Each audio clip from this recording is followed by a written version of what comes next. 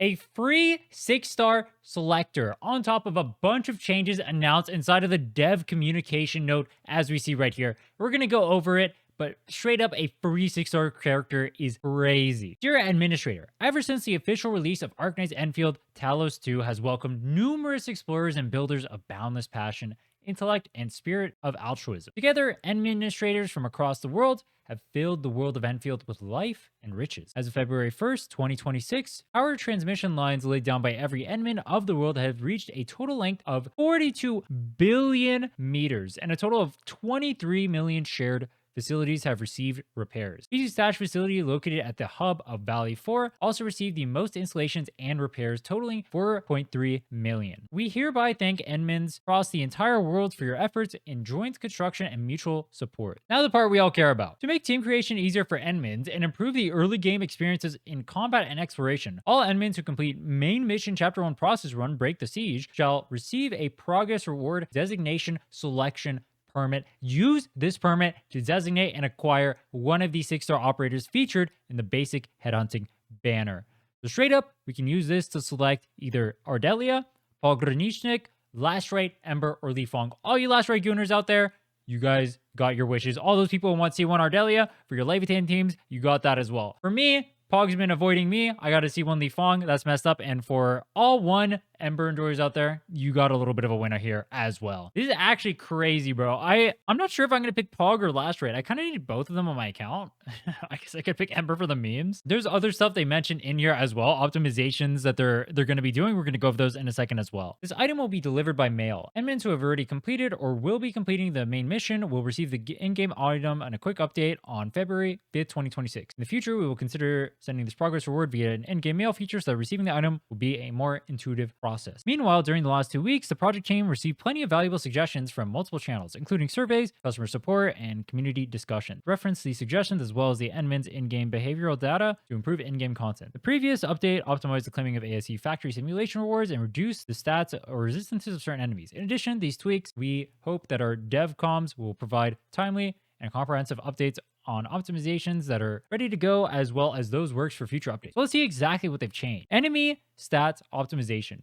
To improve the admin exploration experience, we have lowered the enemy levels of various exploration levels, including exploration level 6. Enemy level is reduced from 60 to 55. Post adjustment level 55 mobs will drop the same loot as pre-adjustment 60. Okay. And at level 7, it's reduced from 70 to 60. So 10 levels down. I think exploration 7 is max level, so just 10 levels down straight up. That's kind of crazy, no? Because if you lower your world level, you can see how easy it is to actually kill stuff. That's kind of crazy. So open world's going to be much easier. Early game operator progression support. Admins who reach authority level 16, 17, and 18 will directly receive a number of fairing components for assembling blue quality gear. That is really nice for early game progression for newer players. It does make it so you don't have to interact with the factory system to do those, which I feel like is kind of a band-aid solution, but it does help with progress technically. Admins who reach authority levels 28, 29, and 30 will directly receive a number of Tristan components for assembling purple quality gear. Same thing I just said right there. It technically does help you make the gear, technically make your progression smoother. Then you're not interacting with the factory system to do it. Maybe they just plan on removing it from their early game factory system completely. Like, I can see how that would be overwhelming if you don't want to interact with the factory in the early game and you want to go do other stuff. Like, once you understand the factory, this stuff is not hard to make, but when you're starting to learn the factory, you have to learn that you even have to make these in the first place. I can see that being difficult. In my opinion, I'm kind of mixed on that one. Like, it's good to like make the experience for players who are struggling especially better. At the same time, taking more agency away from the factory is also kind of weird. So I have mixed feelings. I need to think on that one more. On reaching each of the authority levels listed above, administrators will receive enough components to assemble 4 pieces of gear of the listed quality. Oh, so you only get it for one character. Okay. So if you want to get it for like the other characters on your team, you'll have to actually craft them. I guess that's fine. Yeah, actually, I like that more rather than giving it for your whole team. All right, I like that a little bit more. ASE factory control optimization. A feature to quickly switch ASE factory control optimizations. A feature to quickly switch all selected fields on or off has been added to top view mode. This will make it easier for administrators to quickly allocate power resources during low power. That's cool. I guess if you're like trying to build a bunch of facilities and you don't have enough power to power up everything, you can just turn off a bunch of mass selected stuff. Map experience optimizations. Distribution of nearby enemies for several TP points, rare material gathering sites, and mining spots on the map have been adjusted to improve the administrator experience when setting up AIC facilities in these locations. So what this means is when you go to like say like a rare gathering site or you go like near a teepee, you're not gonna have like the mobs right up in your face trying to attack you as you're doing this. You can actually loot stuff, so you can go interact with like the zip lines and whatnot. This is actually a good change because that is kind of annoying. You have to like, especially when I'm on like my zip line routes for my dailies or whatever, I keep running into mobs that I have to kill before I can even use them. That's really annoying. And the last one, other optimizations, adjusted difficulty designs for a number of percussive devices. I have no idea what the hell that means. These optimizations will be released in game with a quick update scheduled for February 5th, 2026 at 8 a.m. UTC. That's actually only in a few hours, so we're actually going to get the 6-star really quickly. That's crazy. But they have other stuff that they said they're going to work on for the long term. So let's see what these are. Several optimizations in the works for future updates. Additionally, based on long-term monitoring of in-game data and feedback from our community, we will continue to work on various optimizations for future updates. Most of these changes will be released with the next 2 updates. They include, but are not limited to, the following: resource allocation and experience optimization, adding more early game headhunting resources and sources. So we're getting even more pools. Based. Literally, devs listened moment. Adding more sources of AIC quota as players have reflected the limited amount of AIC quota available during early game. Based. Optimizing several tasks in the operational manual. Optimizing protocol spaces for materials. Players can now challenge these protocol spaces with the team at max HP. You don't need to go out and then go to a TP point to go out and heal your team to go into these. That means if you die in the middle of one and you want to go to the next one, it'll automatically have you at full HP rather than you having to leave and then come back later. Good QOL. Love that. AIC Factory. Optimizing the display of shared facilities and cutscenes. Optimizing the management of shared facilities so they can be deleted directly from the map screen. Optimizing the quick stash logic of filled bottles. Optimizing the UI so players' own zipline facilities can be better distinguished from shared zipline facilities. I actually had the issue when I was recording the dailies video earlier, which you should check out. Banger route, fastest dailies route in the universe. Add the minimap during the ziplining to improve navigation during exploring. Increase the maximum zoom out of top view mode. That is such a, dude, that is such a good one. I wish I could see like the entirety of the factory area. That is such a good one. Adding a feature on PC that lets players exit top view mode when pressing the escape. Do you know how many memes there are of this thing, bro? So many people complaining about that. But it's also true. Allowing ASE facility construction outside of the core ASE area, optimizing the display of completed simulations, and adding engraved metals for completing simulations.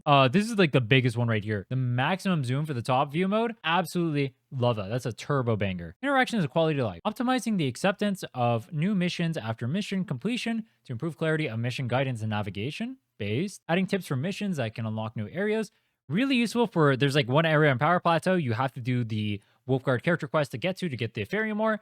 I learned it the hard way because I needed that to max out my factory. Optimizing the mail cache. Rare gatherables can now go to mail cache and directly moved to depot once claimed. Based. Optimizing the appearance and frequency of red dot reminders so that they become less intrusive. Based. Optimizing the display of materials left in rare gathering site. Dude, these changes all sound really good. Optimizing the controller experience and making controller button remapping more comprehensive. Adding a quick claiming feature for cabin products and auto production setup feature for production cabins aboard Dijon. Adding a quick claim feature for clues and auto clue placement feature for reception route aboard Dijon. Adding a remote quick claim feature for recycling stations that become available after meeting a certain criteria. So you can just automatically claim these without even going to the recycling stations. Bro, I just set up an entire zipline route for this. I mean, it's going to come in the future, but I'm assuming this means that we're going to use the recycling stations for something in the future, right? Because like right now my Dijon is maxed out. I can't even use that for anything. So hopefully that gets changed. All right, combat. Optimizing visual cues and effects that appear when enemies are about to attack. That is nice. That is really nice. Sometimes the enemies aren't that telegraphed, so I love that. Optimizing teammate support and picking up drops and loot. Dude, I've noticed like they're supposed to actually grab stuff for you as you like pick up, like especially like ores and whatnot, but they'll just like not do anything. They're lazy fuckers, bro. They're like the average gacha player. Optimizing teammates, following actions, movement paths, and collision effects. One issue they have is that for whatever reason, your teammates just like start slowly walking and just don't even bother auto attacking stuff. I don't know why they do that. I don't know why they feel the need to aura farm as they approach enemies. It's really stupid.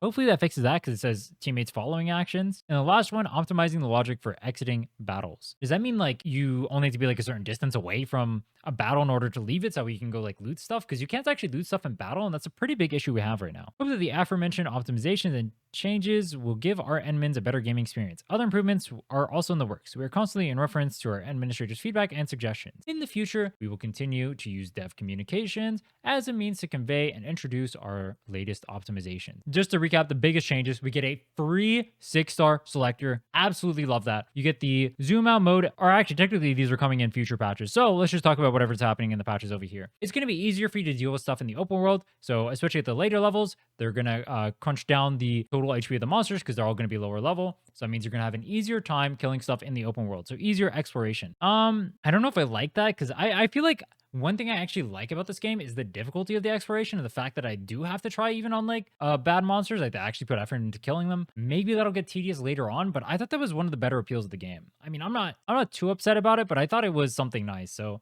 we'll see if that ends up changing. The other big change is for early game players. You're getting materials in the mail, so you can actually craft whatever quality gear relative to your level. This is only going to be for one character though. It says they give you enough for 4 pieces of gear, so you get 200, I think, because 200 times 50. Once they clarified that you only get the 4 and it's not for a full team, I'm actually fine with that. If you want to invest more into your team, you're going to learn the factory stuff. That's perfectly fine with me. It gives you a little bit of help if you don't understand the factory, you don't want to engage with it, and you just want to continue and speed off through the game. AIC factory control optimizations. You can turn off everything if you end up in a situation where your battery's consumed. That's cool. They are changing the distribution of mobs, so that way they're not around like the major stuff like rare materials, depot nodes, or teleport spots. That way you can actually interact with the stuff easier. Another great change, you won't have to kill them, and I have no idea what the hell this means. TLDR, devs, listened. Like, comment, subscribe. We'll be building one of these characters from the standard banner on Friday, so make sure you're there for that on the stream, twitch.tv/Rhinne. Check out some of the guides on the channel, and until next time, take care.